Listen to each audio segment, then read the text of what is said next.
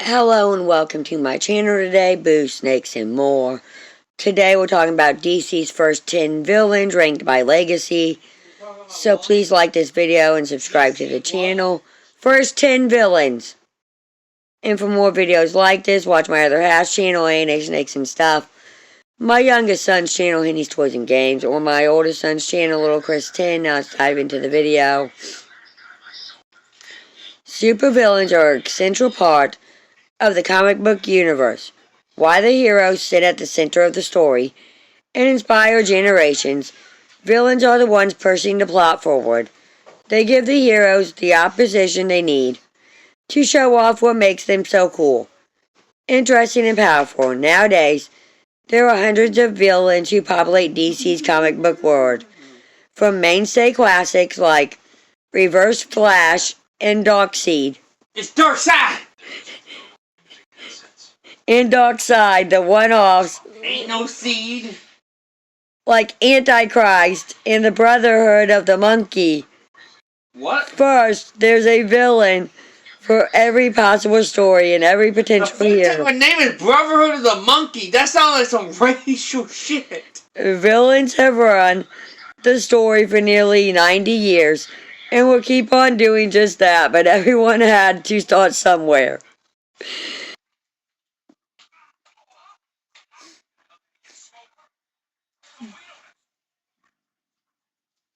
Okay.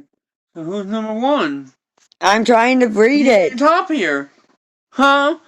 We need to know. Not even the most interesting character in the world can keep the story going without conflict. And villains are the ultimate embodiment of conflict.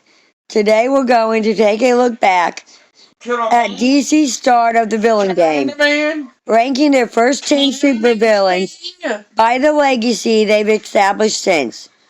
We're only counting costumed or super criminals for this list, so no ordinary muggers or mob bosses.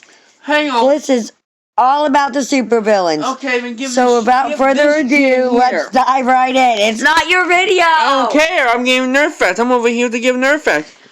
So, okay, so that means no Carmine Falcone, no Sal Maroni. We don't need nerd facts every time we do I like care this. what the fuck you say. You better, I push you out my coochie. Okay, and I almost killed you when I was 2. If it wasn't for me, you wouldn't be here. If it wasn't me for being a 2-year-old, you probably wouldn't. Whatever now, give me my phone back so I can get back to the article. Anyway, and that means no black mask. That motherfucker is a supervillain. He made a goddamn mask out of his father's coffin. And I swear to God, no Oswald would be able to be on here. I swear to God, they had the penguin on here. They're going against their own goddamn rules. Number 10, the Monk. Oh, I know this guy. He's a Batman villain. First appearing in I'll be right back. You stay there. First appeared in Detective Comics, 1937, number 31. The Monk was the second supervillain that Batman ever faced, and has the distinct honor of being the star of his first two-part adventure. This red-clad vampire doesn't appear as anything. Pause it. No, not pause it. Stop it. He wasn't the first. Dr. Death was. The Monk appeared 2 issues after that. Dr. Death appeared number 26. He was the first villain. First actual villain. They're ranking them by legacy. They're not doing them when they first appeared. No, they're ranking them by legacy. The characters on there. No, that's that first supervillain that Batman had. No, he ain't. No, it says the second supervillain, like I said. Oh, well, I heard first. Yeah, Dr. Death was first. The Monk appeared in 31 and 32. It's a 2-parter where he kidnapped Batman's girlfriend, Julie Madison. This red-clad vampire doesn't appear as anything other than a cameo in the modern... Modern cameo, my ass! When his first appearance? In the modern day. But he's become the face of Batman's early Golden Age adventures. He is a cameo. The Monk's storyline captures such a Pacific, Gothic atmosphere that most fans associate that era of Batman with in no small part due Oh, I'm playing to Arkham the City right now. incredibly iconic cover of the Monk's introductory issue. Still, while he holds a lot of importance as a face, the Monk himself has never contributed to Batman's mythos. He just happens to be the villain with a great cover. Number 9. Dr. Death. First appeared in Yeah. Detective Comics, 1937, number 29. And he then appeared in number 30. Dr. Death was the first true supervillain that Batman ever faced. He used his chemical expertise to create all manner of destructive potions, and in the modern day is known for his experiments that transformed his very skeleton into a weapon. Although he doesn't show up very often, Dr. Death was Batman's first repeated supervillain, showing up again in issue number 30, and has had one or two big appearances in the modern era. He's a tad more likely to appear than the Monk, and was the Bat's very first villain, which is enough to earn him 9th place. Fun fact. He first appeared as a normal human scientist, but then the New 52 made him a creature feature type looking person with jagged teeth and a messed up fucking face. And that's the one I like the most. Anyways, I never heard of this one, so you will not be getting a fun fact for this. Oh, it's a Flash character. That's why I didn't heard of him. Number 8. Hoss-Set. First appeared in Flash Comics number 1. Oh, that's, Although he isn't known much anymore, and although he only appears in flashbacks, the DC Universe would not be the same without Hoss-Set. He was an ancient Egyptian priest who murdered Prince Kafifa and Princess Shurina with a Nith-Meter dagger, inadvertently tying himself to their endless cycle of reincarnation. Oh, Hawkman. He is the reason that Hawkman and Hawkgirl spent so much of their current lives believing that their incarnations started in Egypt and confused them about their connection to Thanaga. Hawkman and Hawkgirl are two of the most important heroes in existence for the timeline of the DC Universe, so his massive impact on their origins nets him 8th place on this list. Number 7, Dr. Savannah. He's a Shazam villain. Or Captain Marvel. First appeared in Wiz Comics number 2. Although he wasn't created by DC, Dr. Savannah was eventually bought by the company, so I'd say he qualifies as an original villain. Savannah was Shazam's original archenemy. I think they were first made by Wiz Comics, and Wiz Comics got bought out by, I don't remember, I think that's the name, or it's the title of their comics, but it got bought out by DC. DC also bought out, at the time, Peacemaker, what's the fucking martial artist guy who is in the Peacemaker show? Dojo Master or something like that? I forget his name now. Fuck. White Dragon, Blue Beetle, and a couple more like The Question and Captain It is still one of his most dangerous foes to this very day, where the Captain was made to be another take on Superman. Dr. Savannah was his Lex Luthor. He was full of countless tricks and inventions. Shazam is originally called Captain Marvel, but when DC bought them, DC didn't use them until Marvel made their Captain Marvel, and Marvel threatened to sue DC, and that's why his name's now Shazam. That almost conquered the world, always pushing But the envelope. At some point, we still called the Marvel family until they changed it to Shazam. On what villains could do. Whenever Shazam takes center stage, you can bet that Savannah is never far behind. Number 6, Ultra Humanite. He was Superman's first ever villain before Lex. First appeared in Action Comics, 1938, number 13. The Ultra Humanite was the first ever supervillain that DC ever created. He battered Superman, being the first to push the Man of Steel in return as a recurring enemy. Although he would later be replaced by Lex Luthor, Ultra Humanite was Superman's first arch-enemy, repeatedly coming up with schemes to bring down the Man of Tomorrow, to no avail. Before him, there were no geniuses or masters of technology beyond what we had in the real world. If it wasn't for But he opened the floodgates for insane levels of tech and criminality. The Ultra Humanite still makes occasional appearances today and still stands as one of the most important villains of all, even if he's been largely forgotten. Number 5. Hugo Strange. First appeared in Detective Comics 1937, number 36. Yeah, I have that story he's in. Also, this is very convenient that he's mentioned here because, like I said, I'm playing Arkham City. Guess who the main villain is? Hugo Strange, I already know that. Yes! Also, I don't know why, but I like the beard. It's a very good beard.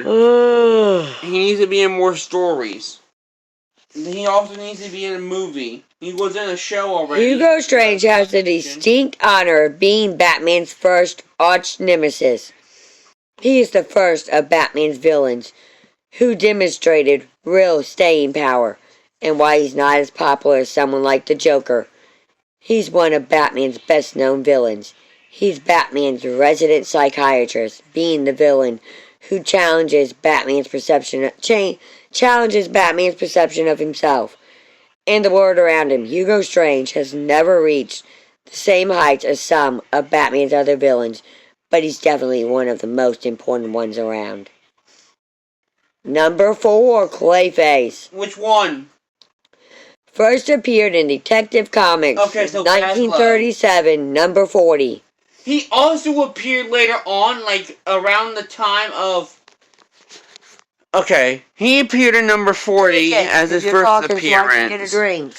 But, okay, I gotta go get my book. Because he's also one of Batman's original supervillains.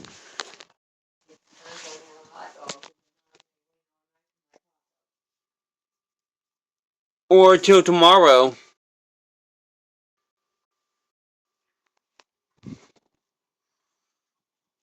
Oh yeah, since we ordered groceries from fucking Walmart and they delayed that shit. They motherfuckers. It should be coming tonight, bud. Okay, like I said, Batman, okay, not really one of his original ones since he appeared after the Joker story, I believe. Yeah, Dr. Death, the Monk, Hugo Strange, who was in number 36, yeah, okay. And look here. Okay, no, he was before Joker. If this is correct, at least in Detective Comics, and Joker first appeared in Batman number 1. But in Detective Comics, he's in number 45. But Clayface first appeared in Beware of Clayface number 40, and he returned in Clayface Walks Again, number 49. He also, at first, did not have the power to transform. He at first made clay mask, and he put the clay mask on, and he killed the cast of this movie remake. Because they were remaking one of the movies he acted in, and that made him go crazy. I believe it was The Terror, but I'm not too sure if it was The Terror or not. What page do I gotta go to find Clayface's story? Okay, we gotta go to page number 143. So we'll be in a minute, people. We'll be right back to see if I'm correct. 143. 143. 143. 143. 143. Here we are. We're at... Right. No. 156. Okay, I messed up. I was reading the other one. 156. I gotta go to see if I am correct here about what movie they are remaking, apparently. I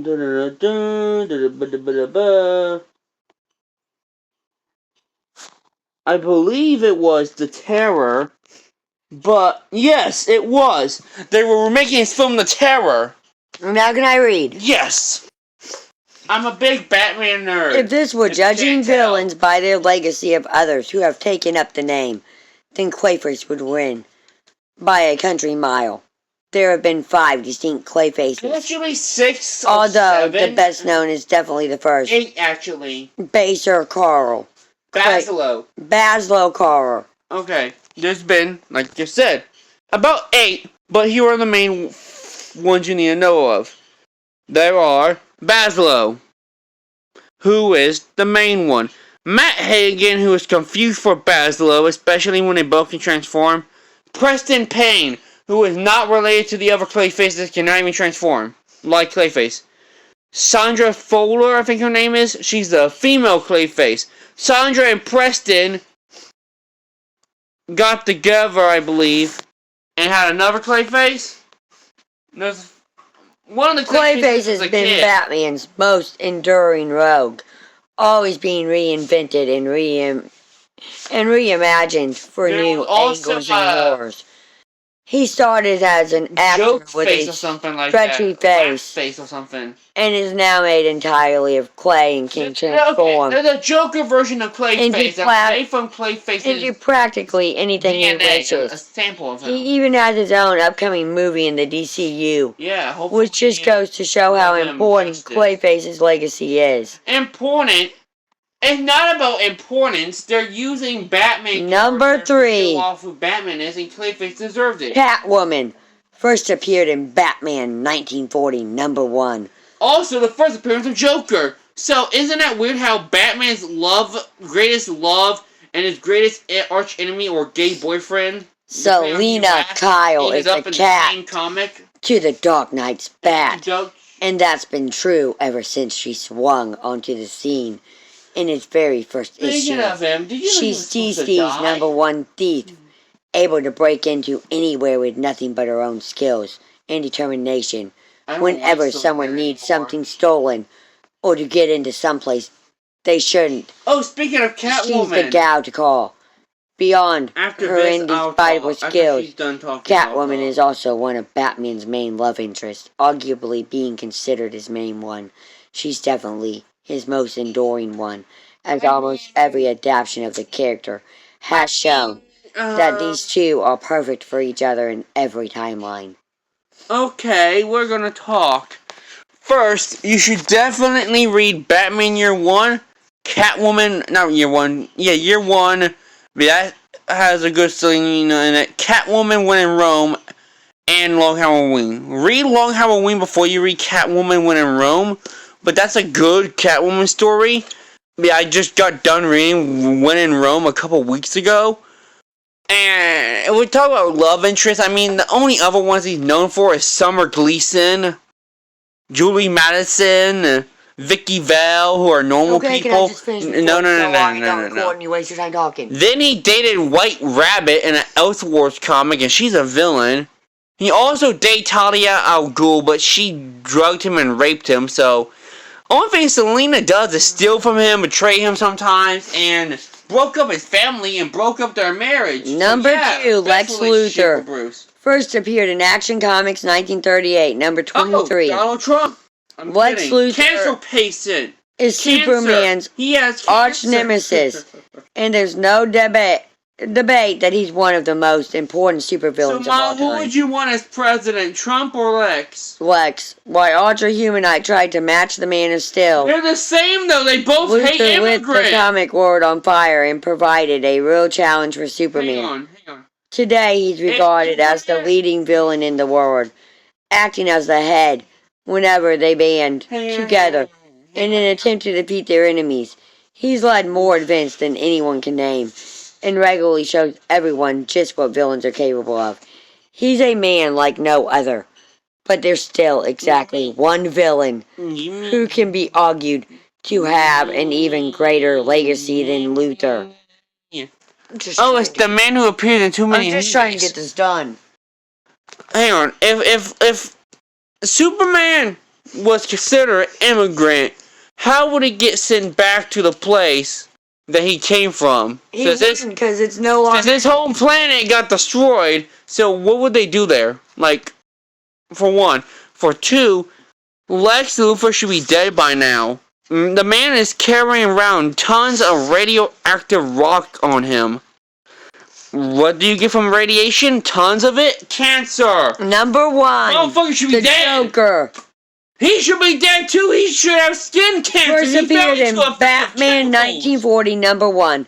I told you, Mom, they appeared in the same The Joker comic. is Batman's Batman's arch gay enemy. boyfriend, And arch easily enemy one of the and most appeared prolific in the same villains comic.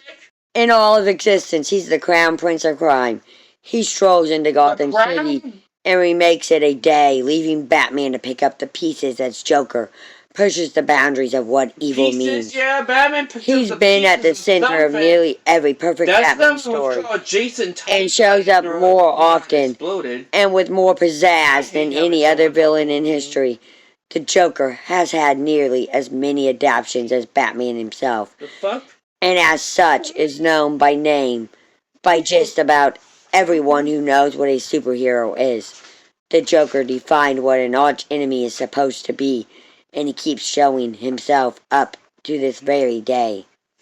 I have to say, I love these old Batman Detective comics. Which supervillain do you think has left the greatest legacy? Give me. Leave a comment below, Give me. and peace out till the next peace one. out. It's give me. Give me.